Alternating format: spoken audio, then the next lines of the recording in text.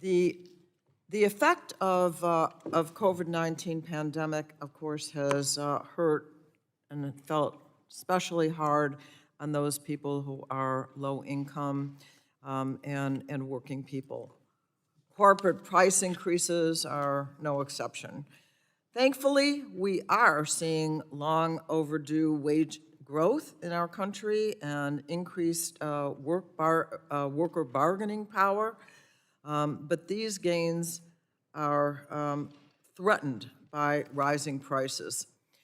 Some of my colleagues on the other side of the aisle have argued that increased wages could produce a, quote, wage price spiral, unquote, where high prices cause higher wages, which then leads to even higher prices from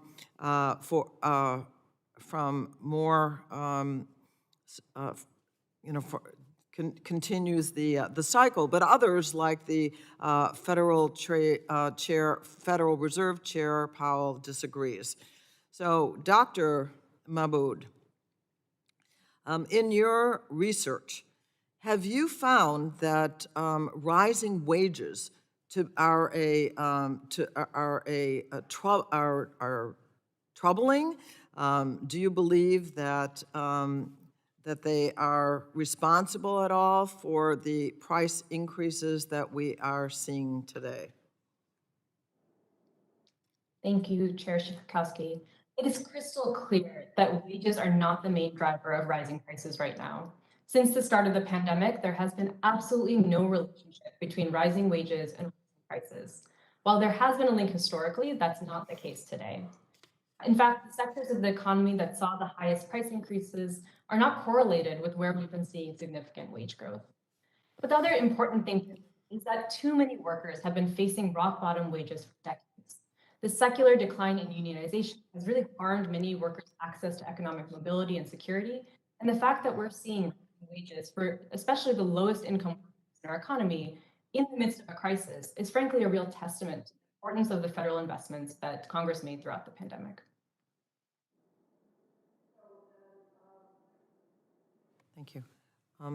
So do you think then that there are any risks to working families from trying to combat rising prices by limiting wage growth?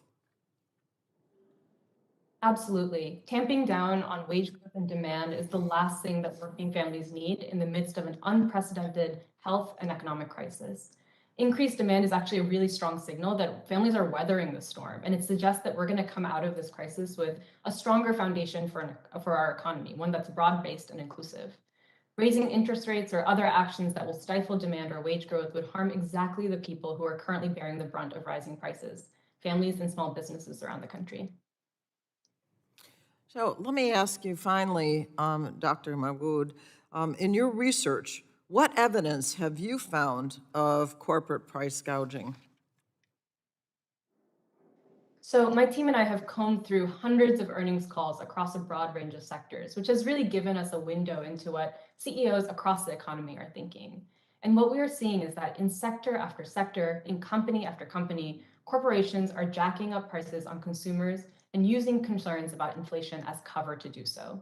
We see that in Kimberly-Clark taking advantage of the pandemic to raise prices on masks. We see Procter & Gamble using the fact that they sell essential goods that families depend on, like diapers, to raise prices in this moment of crisis. And we even see companies like McDonald's raising prices on consumers, even as they enjoy massive increases in sales. So in short, this is a really broad-based problem. It's unfortunately not limited to a specific sector of the economy. Thank you. Mr. Harmon, why is legislation to empower the FTC and state attorneys general critical to stop price gouging? Thank you. Well, there's no federal law, so the FTC has no authority to take any action. It is not considered illegal. They can collect information, but they can't take action. And there are states that have no protections as well, and so there's a lack of overall protection. And then there's this larger question of where there is price gouging online and on national marketplaces. whether the state laws can even cover those issues. Thank you. We saw Amazon raise prices at the beginning of the pandemic and, you know, really hurting consumers. So my 5 minutes have expired, and now I welcome the ranking member for his questions for 5 minutes.